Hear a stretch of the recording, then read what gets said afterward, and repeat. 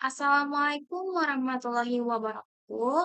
Halo teman-teman, kenalkan nama saya Aisyah Dwi Astuti dengan NIM S1A1240002 dan program studi saya adalah Teknik Sipil. Tujuan saya membuat video ini adalah untuk memenuhi tugas dari mata kuliah Sistem Transportasi dengan dosen pengampunya adalah Dr. Agustin ST, MSI. Oke, teman-teman, langsung ke penjelasannya yuk. Oke, pertama-tama kita harus tahu pengertian dari sistem transportasi. Sistem sendiri adalah suatu kesatuan yang terdiri dari komponen-komponen yang saling berhubungan dan bekerjasama untuk mencapai tujuan tertentu. Transportasi pula merupakan kegiatan memindahkan orang atau barang dari suatu tempat ke tempat lain dengan menggunakan sarana tertentu. Jika keduanya digabung, maka sistem transportasi dapat dipahami sebagai suatu kesatuan terorganisir yang melibatkan sarana, prasarana, manusia, serta aturan yang saling berkaitan untuk mendukung kelancaran perpindahan orang maupun barang secara efektif, efisien, dan aman. Lalu, apa sih fungsi sistem transportasi? Fungsi sistem transportasi adalah untuk memudahkan mobilitas orang dan barang, memperlancar distribusi sehingga kebutuhan masyarakat terpenuhi, serta mendorong kegiatan ekonomi melalui perdagangan dan pembangunan wilayah.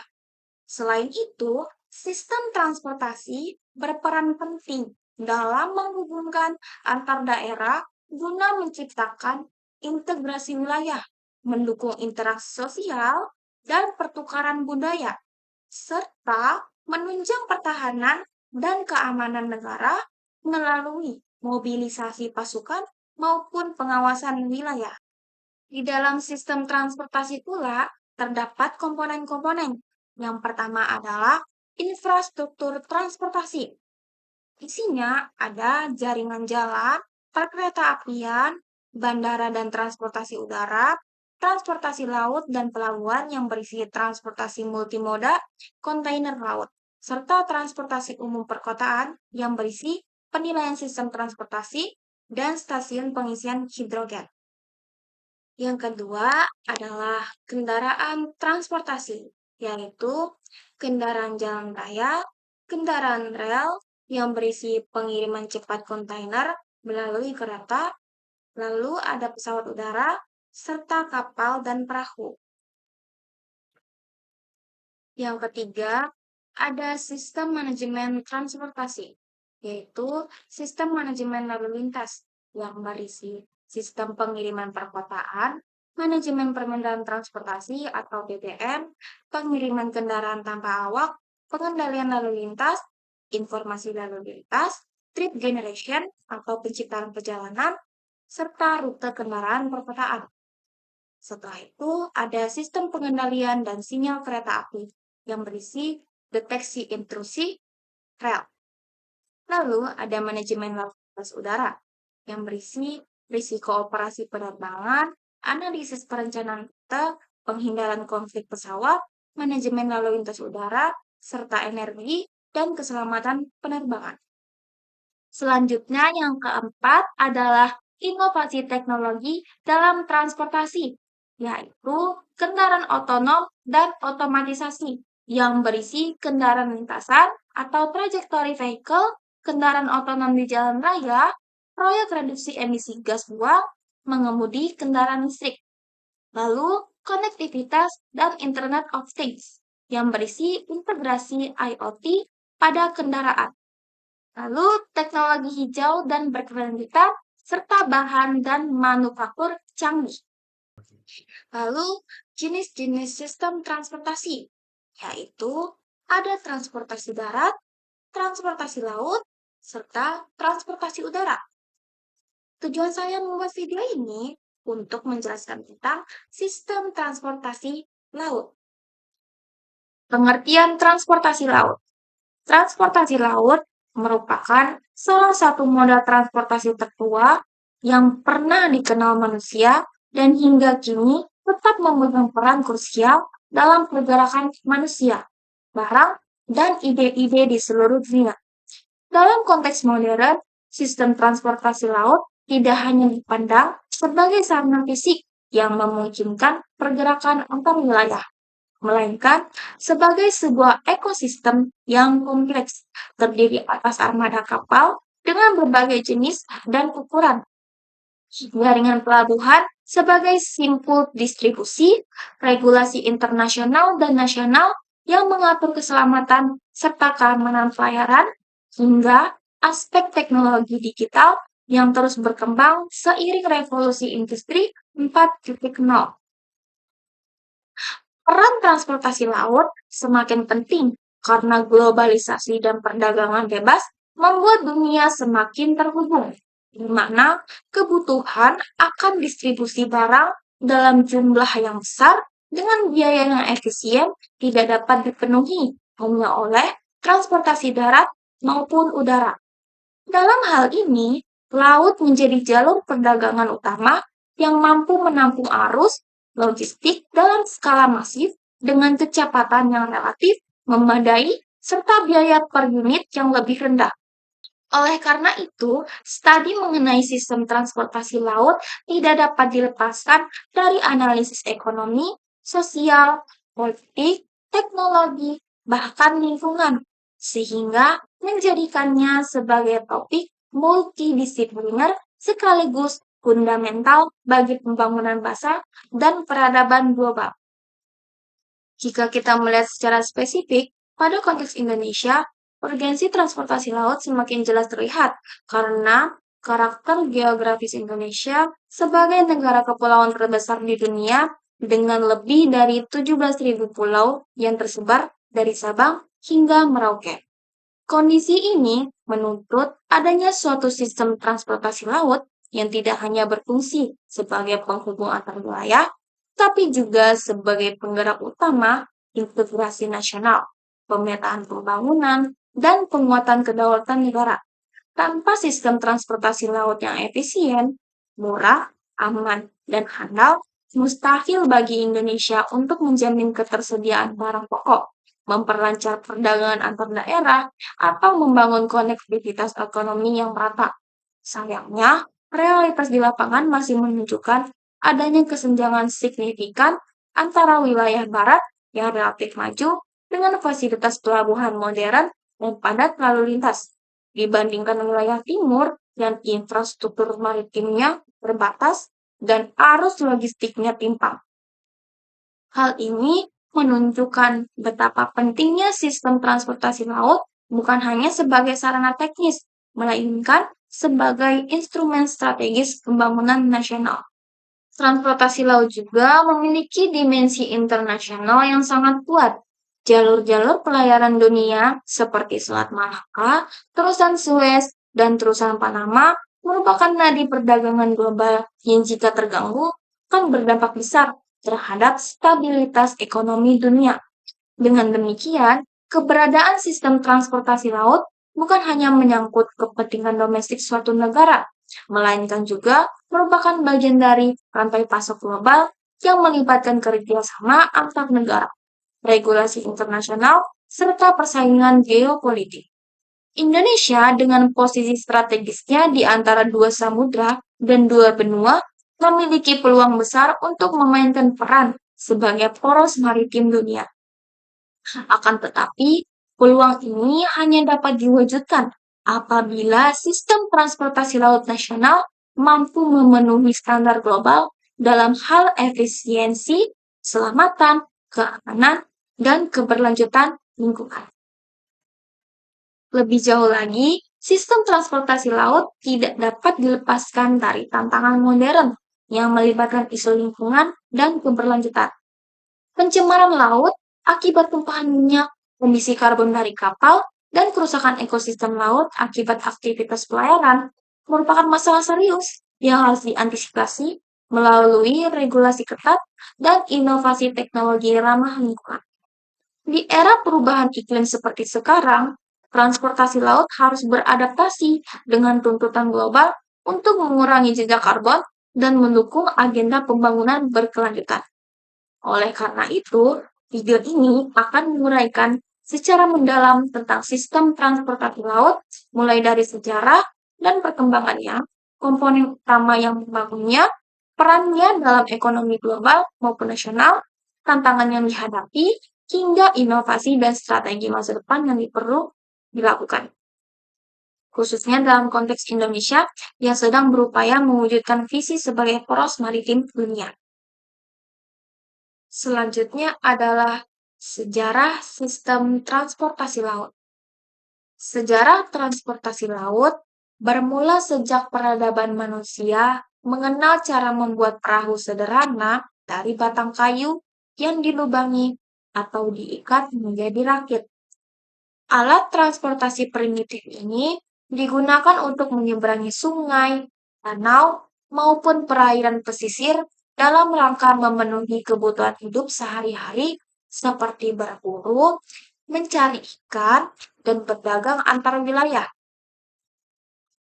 Seiring berkembangnya peradaban, masyarakat kuno mulai menyadari bahwa laut bukanlah penghalang, melainkan jalur alami yang mampu menghubungkan satu daerah dengan daerah lain yang jauh lebih luas. Peradaban Mesir kuno, Mesopotamia, dan bangsa Fenisia dikenal sebagai pionir dalam mengembangkan kapal layar yang mampu berlayar jauh melewati samudra dengan memanfaatkan angin dan arus laut. Fenisia, misalnya, menjadi bangsa pedagang ulung yang menguasai jalur laut Mediterania berkat kapal-kapal mereka yang tangguh. Di Asia, bangsa Tiongkok dan Nusantara sudah menguasai teknik pembuatan kapal jong dan perahu layar besar yang digunakan untuk perdagangan rempah dan hubungan diplomatik. Bahkan jauh sebelum bangsa Eropa menguasai jalur pelayaran dunia.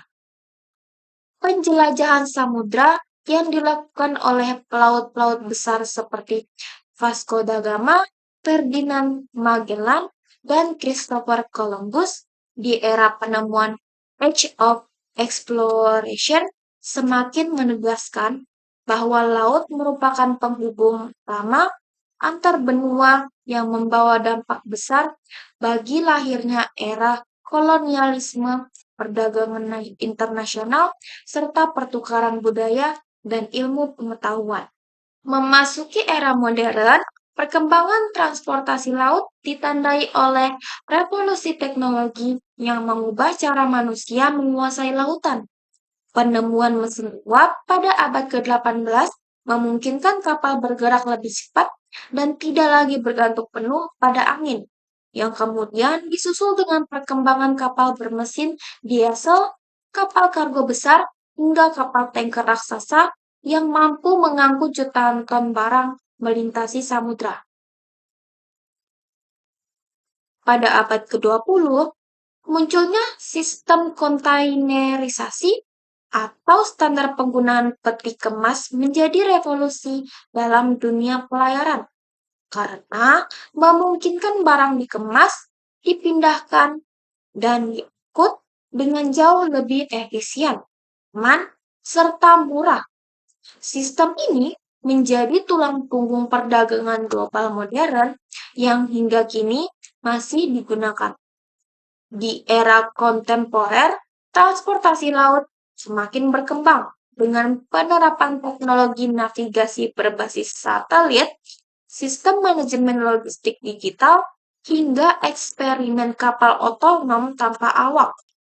Dengan demikian, sejarah transportasi laut dapat dipahami dengan sebuah proses panjang yang tidak hanya merefleksikan perkembangan teknologi manusia, tetapi juga mencerminkan dinamika peradaban, perdagangan, dan geopolitik dunia yang terus membentuk pola hubungan antar bangsa dari masa ke masa. Jadi, berikut ini adalah contoh foto-foto dari beberapa abad. Yang pertama adalah kapal Romawi pada benua Masehi. Lalu, foto yang kedua adalah kapal uap pada abad 19.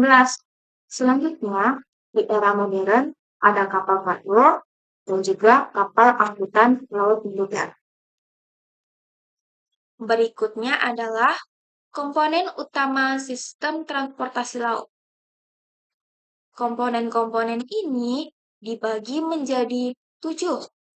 Komponen pertama yang menjadi inti dari sistem transportasi laut adalah armada kapal.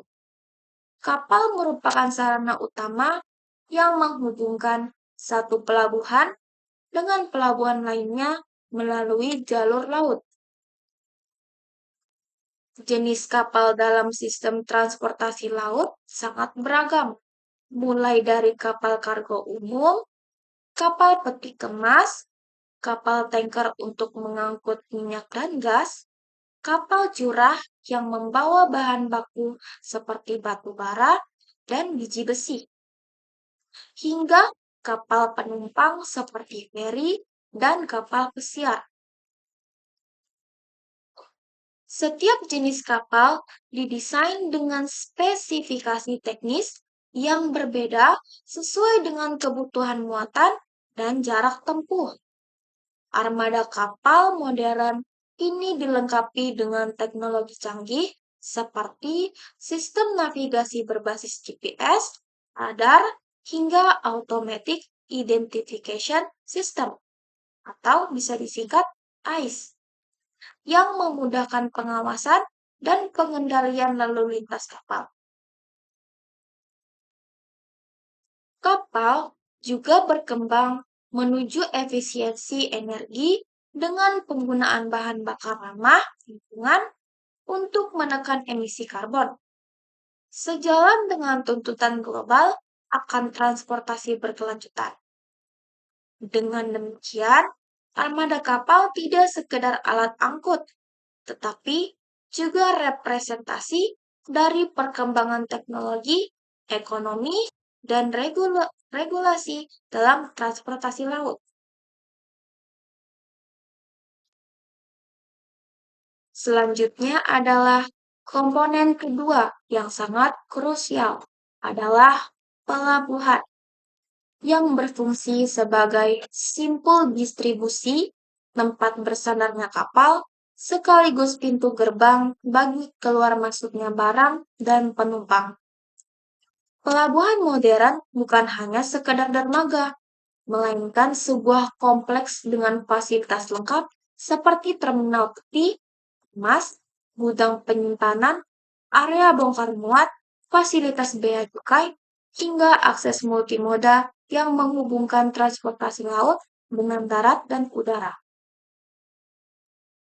Pelabuhan berperan sebagai titik awal dan akhir dari sebuah rantai pasok logistik global. Keberadaan pelabuhan dengan standar internasional sangat menentukan daya saing suatu negara dalam perdagangan global, karena efisiensi bongkar muat dan kecepatan layanan akan memengaruhi biaya distribusi barang secara keseluruhan. Indonesia sendiri memiliki pelabuhan-pelabuhan besar seperti Tanjung Priok, Tanjung Perak, Ilawan, dan Makassar yang menjadi pusat utama aktivitas logistik nasional. Namun, masih banyak pelabuhan kecil di wilayah timur yang fasilitasnya terbatas, sehingga memperlambat arus distribusi dan menyebabkan ketimpangan harga antar wilayah. Komponen ketiga adalah jaringan jalur pelayaran. Laut tidak memiliki jalan sebagaimana daratan, tetapi terdapat rute pelayaran internasional yang sudah diatur dan disepakati berdasarkan hukum laut internasional, serta jalur domestik yang dikelola oleh masing-masing negara. Jalur pelayaran ini meliputi selat, lautan, maupun samudra luas yang menghubungkan benua satu dengan yang lain. Jalur-jalur strategis seperti Selat Malaka, Terusan Suez, dan Terusan Panama merupakan contoh nyata bagaimana posisi geografis tertentu dapat menjadi pusat lalu lintas perdagangan dunia. Jalur pelayaran domestik juga memegang peranan penting khususnya bagi negara kepulauan seperti Indonesia, di mana distribusi barang pokok dan hasil produksi antar pulau sangat bergantung pada kapal yang melewati rute-rute ini. Efisiensi jalur pelayaran ditentukan oleh faktor navigasi, keamanan, serta kepadatan lalu lintas kapal. Oleh karena itu, pengaturan rute dan manajemen jalur pelayaran menjadi hal vital agar sistem transportasi laut berjalan lancar, aman, dan efisiensi. Selain itu, terdapat sistem navigasi dan keselamatan pelayaran sebagai komponen penting lainnya. Keselamatan pelayaran tidak hanya bergantung pada keterampilan nakoda dan awak kapal, tapi juga pada teknologi navigasi yang mendukung pengoperasian kapal di tengah kondisi laut yang dinamis. Sistem navigasi modern menggunakan GPS, peta digital, radar, sonar, dan satelit untuk membantu menentukan posisi kapal secara akurat dan menghindari tabrakan atau kandas. Selain itu, International Maritime Organization (IMO) telah menetapkan berbagai regulasi keselamatan seperti SOLAS (Safety of Life at Sea) yang wajib dipatuhi oleh semua kapal internasional. Dalam konteks Indonesia, Badan SAR Nasional dan Kementerian Perhubungan memiliki peran penting dalam memastikan standar keselamatan pelayaran dipenuhi, termasuk penyediaan menara SUAR, pelampung navigasi, dan layanan informasi cuaca laut. Komponen ini sangat penting mengingat laut merupakan lingkungan yang penuh risiko, baik secara cuaca buruk maupun gelombang tinggi serta kecelakaan manusiawi. Komponen berikutnya adalah sistem logistik dan rantai pasok maritim. Transportasi laut tidak bisa dilepaskan dari konsep logistik karena perannya sebagai penghubung dalam pergerakan barang dari produsen ke konsumen. Logistik maritim mencakup proses perencanaan, pengangkutan, penyimpanan, hingga distribusi barang dengan memanfaatkan kapal dan pelabuhan sebagai media utama. Sistem ini diperkuat dengan teknologi digital yang memungkinkan pengawasan barang secara real-time, pengaturan jadwal pelayaran, serta integrasi dengan moda transportasi lain seperti kereta api, truk, dan pesawat. Efisiensi dalam sistem logistik laut akan berpengaruh langsung pada biaya barang, kecepatan distribusi, dan daya saing produk di pasar global. Jika logistik laut terganggu, misalnya akibat keterlambatan kapal atau kemacetan pelabuhan, maka rantai pasok akan terputus dan menimbulkan kerugian ekonomi yang signifikan. Komponen penting lainnya adalah regulasi dan tata kelola transportasi laut. Regulasi internasional seperti yang dikeluarkan oleh IMO berfungsi untuk memastikan keselamatan, keamanan, dan perlindungan lingkungan dalam pelayaran. Di tingkat nasional, regulasi ditetapkan oleh pemerintah untuk mengatur perizinan, standar pelayanan pelabuhan, tarif pelayaran, hingga aspek lingkungan hidup. Tata kelola yang baik sangat menentukan keberhasilan sistem transportasi laut karena tanpa regulasi yang jelas akan terjadi praktik tidak efisien seperti pungutan liar, monopoli rute, atau pelanggaran keselamatan. Di Indonesia, Kementerian Perhubungan memegang peran utama dalam tata kelola transportasi laut, bekerja sama dengan BUMN, pelabuhan seperti Pelindo, serta pihak swasta. Tata kelola ini juga mencakup upaya modernisasi birokrasi, digitalisasi perizinan, dan harmonisasi aturan dengan standar internasional agar sistem transportasi laut lebih kompetitif. Selain regulasi, sumber daya manusia maritim juga merupakan komponen krusial dalam sistem transportasi laut. Armada kapal, pelabuhan, dan teknologi canggih tidak akan berfungsi optimal tanpa keberadaan awak kapal, operator pelabuhan, teknisi, manajer logistik, dan regulator yang kompeten. Oleh karena itu, pendidikan dan pelatihan maritim menjadi faktor penting untuk meningkatkan kualitas SDM di sektor ini. Akademi Pelayaran, Sekolah Tinggi, Transportasi Laut, dan program sertifikasi internasional berfungsi untuk mencetak tenaga kerja yang siap menghadapi tantangan global. Indonesia sendiri memiliki banyak lembaga pendidikan maritim yang berperan dalam menghasilkan pelaut dan teknisi berkualitas, tetapi masih dihadapkan pada tantangan ketimpangan kualitas, minimnya fasilitas latihan modern, serta kurangnya tenaga ahli dalam bidang teknologi digital maritim. Komponen terakhir yang tidak kalah penting adalah teknologi dan inovasi dalam transportasi laut. Perkembangan teknologi digital seperti data, artificial intelligence, dan Internet of Things telah masuk ke dunia pelayaran melalui konsep smart port dan smart shipping. Smart port memungkinkan efisiensi bongkar muat, pengawasan kontainer otomatis, serta integrasi data antar stakeholder. Sementara itu, smart shipping membuka peluang penggunaan kapal otonom, sistem navigasi berbasis kecerdasan buatan, serta bahan bakar alternatif seperti LNG dan hidrogen yang lebih ramah lingkungan. Inovasi ini tidak hanya meningkatkan efisiensi dan keselamatan, tapi juga menjawab tantangan global terkait perubahan iklim. Dengan kata lain, teknologi dan inovasi merupakan komponen yang menghubungkan seluruh aspek sistem transportasi laut agar mampu beradaptasi dengan tuntutan zaman dan kebutuhan pembangunan berkelanjutan.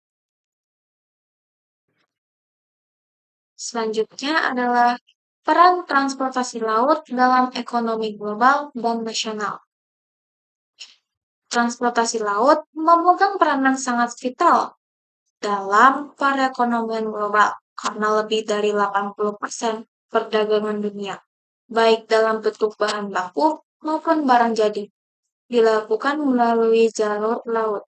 Hal ini menjadikan laut sebagai nadi utama sistem perdagangan internasional yang menghubungkan benua Asia, Eropa, Amerika, Afrika, dan Australia. Kapal kontainer raksasa yang dapat mengangkut puluhan ribu TEU, 20-foot equivalent units, memungkinkan pergerakan barang dalam skala masif dengan biaya yang jauh lebih murah dibandingkan transportasi udara. Selain itu, kapal tanker minyak, LNG carrier, dan bulk carrier berperan penting dalam mengalirkan energi, bahan tambang, serta pangan dari negara produsen ke negara konsumen.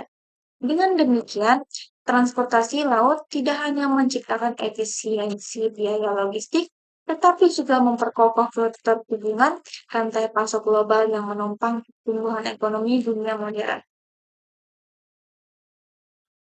Dalam konteks nasional, khususnya bagi negara kepulauan seperti Indonesia yang terdiri atas lebih dari 17.000 pulau, transportasi laut bukan hanya alat penghubung perdagangan antar negara, melainkan juga menjadi tulang punggung integrasi wilayah domestik.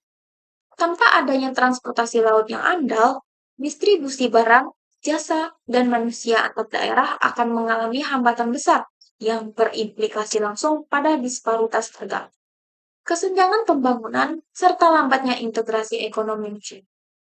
Program tol laut yang dicanangkan pemerintah, misalnya, bertujuan untuk menekan biaya logistik, memperlancar arus barang, dan menyeimbangkan distribusi kebutuhan pokok dari wilayah barat hingga timur Indonesia.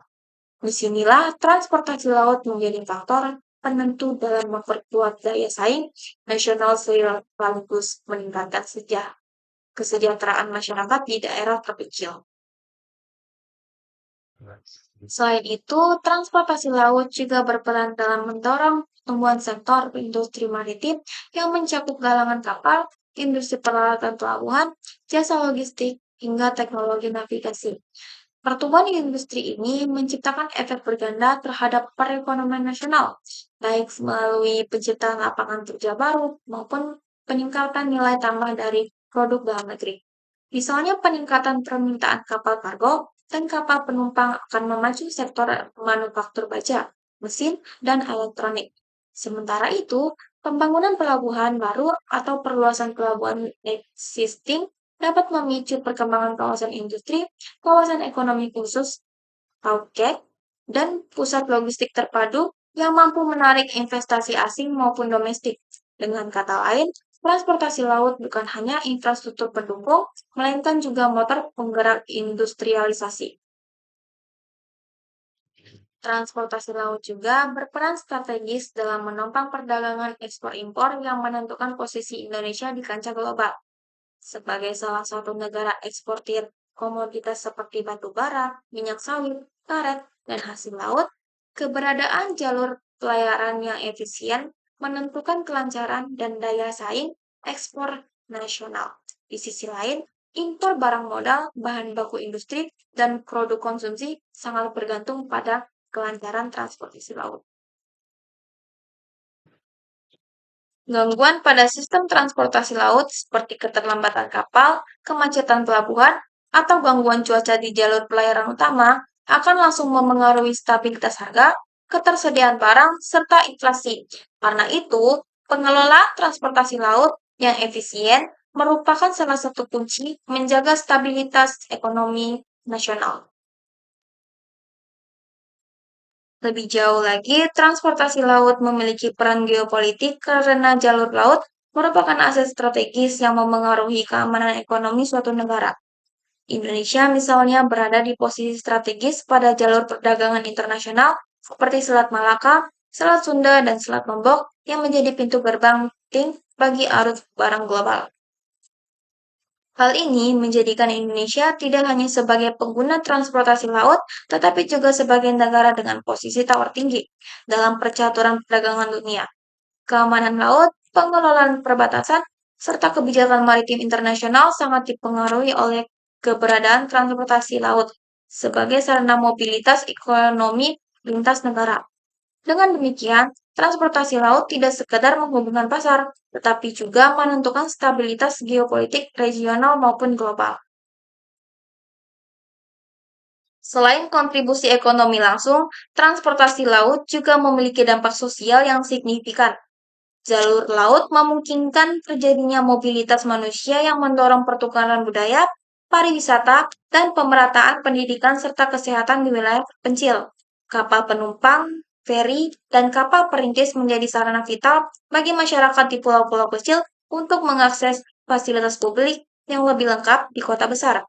Hal ini menjadikan transportasi laut sebagai instrumen penting dalam memperkuat kohesi sosial, membangun solidaritas kebangsaan, dan mengurangi kesenjangan antar wilayah. Dengan kata lain, transportasi laut tidak hanya menjadi urusan ekonomi, tetapi juga instrumen strategis dalam memperkokoh persatuan nasional. Tantangan dan permasalahan transportasi laut. Transportasi laut di Indonesia menghadapi berbagai tantangan yang kompleks. Salah satunya adalah keterbatasan infrastruktur pelabuhan. Banyak pelabuhan masih memiliki fasilitas bongkar muat yang sederhana, sehingga menyebabkan waktu tunggu kapal menjadi lebih lama.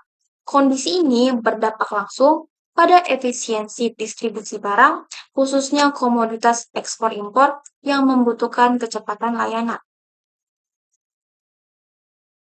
Selain itu, ketimpangan distribusi layanan transportasi laut juga masih menjadi persoalan serius. Jalur utama perdagangan lebih banyak terkonsentrasi di wilayah barat Indonesia, sedangkan kawasan timur masih menghadapi keterbatasan akses kapal dan jadwal pelayaran yang tidak menentu.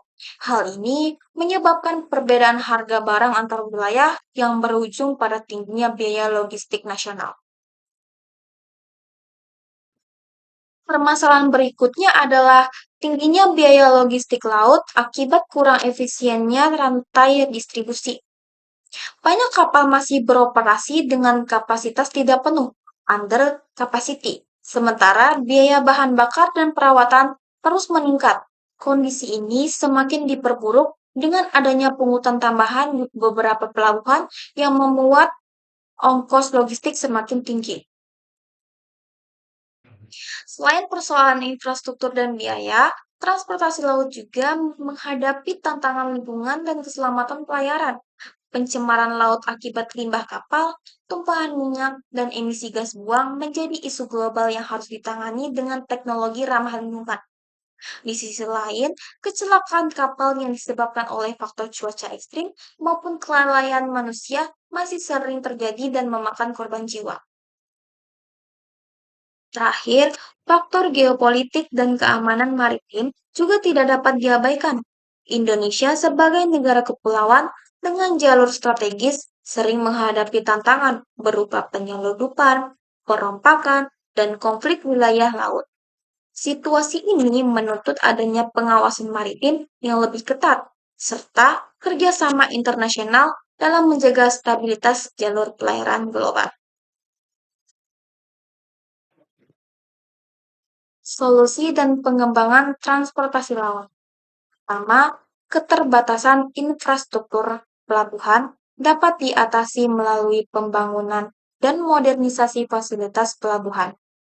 Pemerintah perlu mempercepat pengadaan peralatan bongkar muat modern seperti kontainer crane, pematis, gudang berpendingin, cold storage, serta dermaga dalam deep seaport yang mampu menampung kapal besar. Selain itu, sistem digitalisasi pelayanan seperti National Single Window harus diperluas agar proses administrasi, izin, dan pembayaran bisa dilakukan secara cepat dan transparan. Langkah ini akan menurunkan biaya dwelling time, mempercepat arus barang, dan meningkatkan daya saing pelabuhan Indonesia dibanding negara tetangga. Kedua, ketimpangan distribusi layanan transportasi laut perlu diatasi dengan memperkuat jaringan pelayaran ke kawasan timur Indonesia. Saat ini, jalur perdagangan masih terpusat di wilayah barat, sehingga daerah timur menghadapi harga barang yang jauh lebih mahal. Program tol laut yang dicanangkan pemerintah perlu ditingkatkan melalui penambahan armada, perluasan rute, dan perbaikan jadwal pelayaran yang lebih konsisten. Pemerintah juga bisa memberikan subsidi operasional atau insentif bagi perusahaan pelayaran yang bersedia membuka rute ke wilayah terpencil. Dengan pemerataan layanan, distribusi barang akan lebih adil, harga antar wilayah menjadi stabil, dan kesenjangan ekonomi dapat dikurangi. Ketiga, tingginya biaya logistik laut bisa ditekan melalui optimalisasi rantai distribusi. Salah satu solusi adalah penerapan teknologi Big Data untuk memetakan pergerakan barang dan mengatur agar kapal selalu beroperasi dengan kapasitas penuh. Pengembangan logistik hub atau pusat distribusi regional juga penting untuk memperpendek rantai pasok. Di sisi lain, penggunaan energi alternatif seperti biofuel atau LNG dapat menekan biaya bahan bakar yang terus meningkat. Transparansi dalam pungutan pelabuhan juga harus ditegakkan agar biaya logistik tidak membengkak akibat biaya tambahan yang tidak resmi. Jika langkah ini dijalankan, ongkos distribusi nasional bisa lebih efisien dan kompetitif di pasar global. Keempat, untuk menghadapi tantangan lingkungan dan keselamatan pelayaran, diperlukan penerapan teknologi ramah lingkungan, green shipping. Kapal baru harus didorong menggunakan mesin hemat energi, sistem pengolahan limbah, serta teknologi penurun emisi sesuai standar IMO, International Maritime Organization. Selain itu, pelatihan sumber daya manusia maritim perlu ditingkatkan agar pelaut Indonesia mampu mengoperasikan kapal modern dan mematuhi standar keselamatan global. Teknologi navigasi berbasis satelit, radar cuaca, dan sistem peringanan dini juga harus dimaksimalkan untuk mengurangi risiko kecelakaan akibat cuaca ekstrim. Dengan kombinasi regulasi ketat dan teknologi maju, pencemaran laut dapat ditekan sekaligus meningkatkan keselamatan penumpang dan awak kapal. Kelima, dalam aspek geopolitik dan keamanan maritim, Indonesia harus memperkuat pengawasan laut melalui integrasi teknologi modern seperti satelit, drone, dan Automatic Identification System (AIS). Pengawasan jalur strategis seperti Selat Malaka, Laut Natuna, dan jalur tol laut sangat penting untuk menghindari ancaman perombakan, penyelundupan, maupun konflik wilayah. Kerjasama internasional juga perlu diperluas, baik dalam forum ASEAN maupun kerjasama bilateral dengan negara tetangga. Selain itu, peran TNI AL, Bakamla, dan KPLT harus ditingkatkan dalam patroli rutin serta penegakan hukum laut. Dengan sistem pengawasan yang kuat, Indonesia dapat menjaga kedaulatan maritim sekaligus memastikan jalur perdagangan global tetap aman. Terakhir, pengembangan transportasi laut di Indonesia tidak boleh hanya berfokus pada aspek teknis, tetapi juga pada integrasi kebijakan dan penguatan sumber daya manusia. Pendidikan dan pelatihan maritim perlu diperluas agar tenaga kerja Indonesia siap menghadapi tantangan digitalisasi dan keberlanjutan. Regulasi yang selaras dengan standar internasional harus dijalankan konsisten, tanpa tumpang tindih birokrasi. Jika semua langkah ini dijalankan dengan tata kelola yang baik, transportasi laut Indonesia dapat berkembang menjadi sistem yang efisien, ramah lingkungan, aman, dan berdaya saing tinggi. Hal ini akan memperkuat posisi Indonesia sebagai poros maritim dunia sekaligus mendukung pertumbuhan ekonomi nasional yang inklusif dan berkelanjutan. Inovasi dan teknologi dalam transportasi laut. Perkembangan teknologi telah membawa dampak besar terhadap sistem transportasi laut di seluruh dunia, termasuk di Indonesia. Salah satu inovasi utama adalah penerapan kapal besar, smart ship, yang dilengkapi dengan teknologi digital untuk memantau kondisi mesin, rute perjalanan, hingga konsumsi bahan bakar secara real-time. Dengan sistem ini, operator kapal dapat mengoptimalkan efisiensi perjalanan sekaligus mengurangi risiko kerusakan teknis. Kapal pintar juga sering terintegrasi dengan teknologi IoT, Internet of Things, sehingga memungkinkan komunikasi antar perangkat secara otomatis, yang pada akhirnya meningkatkan keselamatan dan mengurangi biaya operasional jangka panjang. Selain smart ship, terdapat pula perkembangan pesat dalam penggunaan sistem navigasi berbasis satelit dan digitalisasi pelabuhan. Teknologi navigasi modern tidak hanya membantu kapal menghindari jalur padat, tetapi juga meminimalkan risiko kecelakaan di perairan sempit atau berbahaya.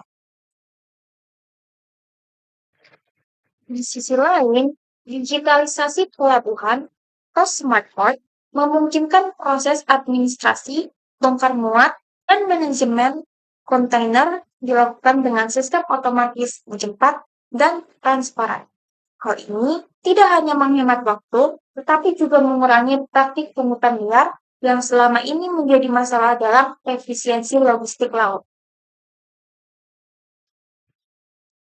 Dalam bidang keberlanjutan lingkungan, inovasi teknologi transportasi laut juga difokuskan pada kapal ramah lingkungan, green ship. Kapal jenis ini menggunakan bahan bakar alternatif seperti LNG, biofuel, hingga energi terbarukan seperti tenaga surya dan angin. Tujuannya adalah untuk mengurangi emisi karbon dari industri pelayaran yang selama ini menyumbang cukup besar terhadap pencemaran udara global. Di beberapa negara maju, bahkan sudah dilakukan uji coba kapal berbasis tenaga listrik penuh, fully electric ship, yang diharapkan dapat menjadi standar baru transportasi laut yang lebih hijau di masa depan. Tidak hanya dari sisi kapal dan pelabuhan, teknologi transportasi laut juga berkembang dalam otomatisasi, logistik, dan manajemen rantai pasok. Penggunaan sistem berbasis big data dan artificial intelligence (AI) memungkinkan perusahaan pelayaran untuk memprediksi kebutuhan pasar, menentukan rute terbaik, serta memperkirakan biaya logistik secara lebih akurat. Dengan adanya integrasi sistem ini, distribusi barang dapat berjalan lebih cepat, tepat, dan efisien sehingga mampu menekan biaya logistik nasional yang selama ini masih tergolong tinggi di Indonesia. Di sisi keselamatan, inovasi transportasi laut juga hadir dalam bentuk sistem pemantauan cuaca maritim dan early warning system. Teknologi ini memungkinkan kapal mendapatkan informasi dini mengenai kondisi cuaca ekstrim, gelombang tinggi, hingga potensi badai tropis. Dengan adanya peringatan dini, nakoda dapat segera mengambil keputusan untuk mengubah rute atau menunda keberangkatan demi keselamatan awak dan muatan kapal. Peran teknologi ini sangat penting mengingat sebagian besar kecelakaan laut masih dipicu oleh faktor cuaca yang sulit diprediksi secara manual. Terakhir, inovasi juga menyentuh layanan digital untuk pengguna transportasi laut, terutama dalam sektor penumpang.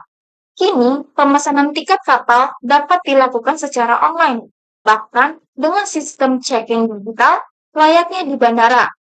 Hal ini memberikan pengalaman yang lebih modern, praktis, dan efisien bagi masyarakat. Integrasi layanan digital ini menjadi bukti bahwa transportasi laut tidak lagi hanya bergantung pada metode tradisional, melainkan terus beradaptasi dengan perkembangan teknologi global untuk menjawab tentang modernisasi. Studi kasus 1. Pelabuhan Tanjung Priok, Jakarta. Pelabuhan Tanjung Priok di Jakarta merupakan pelabuhan terbesar di Indonesia dan pintu utama arus ekspor impor nasional. Namun, pelabuhan ini lama dikenal memiliki masalah dwelling time atau lamanya waktu bongkar muat dan penyelesaian administrasi barang. Pada periode 2010 sampai 2014, rata-rata dwelling time di Tanjung Priok bisa mencapai 6 sampai 7 hari, jauh di atas standar pelabuhan internasional seperti Singapura 1 sampai 2 hari saja dan Malaysia 3 hari. Penyebab utama lamanya dwelling time adalah keterbatasan infrastruktur bongkar muat, tumpukan kontainer yang melebihi kapasitas, serta sistem birokrasi yang rumit dengan banyaknya instansi terlibat dalam proses izin keluar masuk barang. Selain itu, koordinasi antar lembaga pelabuhan seringkali tidak sinkron, sehingga memperlambat arus logistik. Dampak dari kondisi ini cukup serius bagi perekonomian nasional. Pertama, lamanya waktu bongkar muat menambah biaya logistik karena perusahaan harus menanggung biaya tambahan seperti biaya penumpukan, storage, dan penggunaan kapal lebih lama. Kedua, keterlambatan distribusi barang menyebabkan kelangkaan di pasar domestik dan memengaruhi stabilitas harga, terutama untuk barang impor yang dibutuhkan industri. Ketiga, tingginya biaya logistik di Indonesia sekitar 23-24% dari PDB pada saat itu, membuat produk Indonesia kurang kompetitif di pasar global jika dibandingkan negara lain dengan biaya logistik lebih rendah.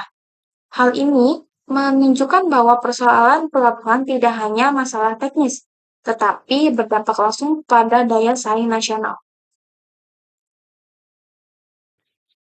Sebagai respons, pemerintah melakukan sejumlah langkah perbaikan, seperti membangun terminal peti kemas baru, meningkatkan kapasitas dermaga, serta menerapkan digitalisasi sistem perizinan melalui Indonesia National Single Window (INSW). Selain itu, dilakukan pula deregulasi dengan memangkas prosedur birokrasi agar lebih cepat dan transparan. Upaya ini berhasil menurunkan rata-rata dwelling time di Tanjung Priok menjadi sekitar 3-4 hari pada 2017.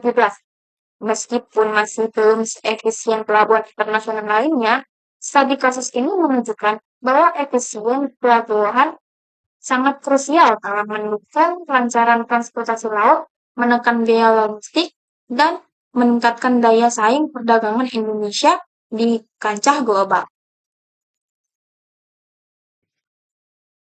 Yang kedua adalah pencemaran laut, tumpahan minyak Deepwater Horizon, Teluk Meksiko 2010.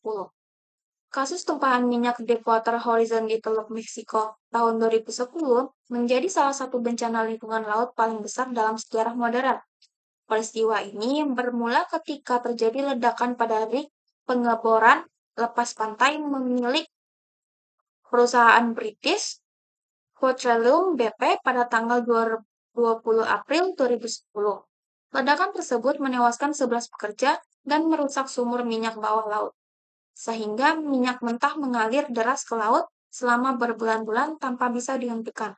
Kebocoran minyak yang mencapai sekitar 4,9 juta barel ini mencemari wilayah laut seluas ribuan kilometer persegi. Peristiwa ini menunjukkan bahwa aktivitas eksplorasi minyak di laut dalam menyimpan risiko tinggi apabila tidak disertai dengan standar keselamatan yang ketat.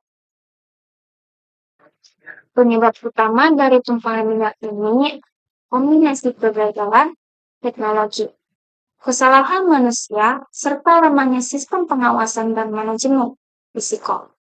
Alat pengaman blowout preventer yang seharusnya mencegah kebocoran justru gagal berfungsi karena desain dan perawatan yang tidak optimal. Selain itu, laporan investigasi juga mengungkap bahwa perusahaan terburu-buru dalam proses pengeboran dan mengabaikan prosedur keselamatan demi efisiensi biaya. Kesalahan pengambilan keputusan dalam tahap akhir pengeboran memperparah kondisi hingga akhirnya ledakan besar tidak dapat dihindari. Dengan demikian, bencana ini tidak hanya murni bersumber dari faktor teknis, tetapi juga dari aspek manajemen yang lalai. Dampak yang ditimbulkan sangat luas, baik pada lingkungan ekonomi maupun sosial masyarakat pesisir. Ekosistem laut mengalami kerusakan parah, terumbu karang, populasi ikan, penyu, hingga mamalia laut seperti lumba-lumba dan paus terkena dampak langsung. Burung-burung laut banyak yang mati akibat bulunya terlapisi minyak sehingga tidak bisa terbang maupun bertahan hidup. Nelayan kehilangan sumber mata pencarian karena laut tercemar. Sementara sektor pariwisata di kawasan pesisir Teluk Meksiko merosot tajam akibat citra buruk perairan yang dipenuhi minyak. Dari sisi finansial, BP menanggung kerugian lebih dari puluhan miliar dolar untuk ganti rugi, biaya pembersihan, serta tuntutan hukum. Kasus ini menjadi pengingat keras tentang bahwa eksplorasi minyak lepas pantai yang tidak diimbangi dengan pengelolaan risiko dan standar keselamatan yang ketat. Oke, kesimpulan dari penjelasan-penjelasan sebelumnya adalah sistem transportasi laut merupakan salah satu fondasi penting dalam peradaban manusia sejak masa kuno hingga era modern. Sejarah panjangnya menunjukkan bagaimana manusia terus berinovasi mulai dari perahu sederhana, kapal layar, mesin uap, hingga kapal kontainer raksasa yang menopang perdagangan global saat ini. Transportasi laut tidak hanya memengaruhi aspek perdagangan, tapi juga berperan besar dalam dinamika geopolitik, penyebaran budaya, dan integrasi wilayah. Bagi negara kepulauan seperti Indonesia, transportasi laut bahkan menjadi urat nadi perekonomian nasional karena memungkinkan konektivitas antar pulau, pemerataan distribusi barang, serta penguatan ketahanan ekonomi. Oleh karena itu, pemahaman sistem transportasi laut berarti memahami bagaimana sebuah negara menghubungkan masyarakatnya sekaligus menempatkan dirinya dalam jaringan ekonomi dunia. Di sisi lain, sistem transportasi laut juga menghadapi berbagai tantangan yang harus segera diatasi, mulai dari keterbatasan infrastruktur pelabuhan, ketimpangan layanan antar wilayah, tingginya biaya logistik, isu keselamatan, pencemaran lingkungan, hingga ancaman geopolitik. Namun, perkembangan inovasi dan teknologi memberikan harapan besar untuk menjawab tantangan tersebut melalui penerapan kapal pintar, pelabuhan digital, logistik berbasis big data, serta kapal ramah lingkungan yang mendukung agenda keberlanjutan global. Dengan tata kelola yang baik, regulasi yang selaras dengan standar internasional, serta peningkatan kualitas sumber daya manusia maritim, transportasi laut dapat menjadi motor penggerak pembangunan nasional, sekaligus pilar penting dalam menjaga posisi strategis Indonesia di percaturan ekonomi global.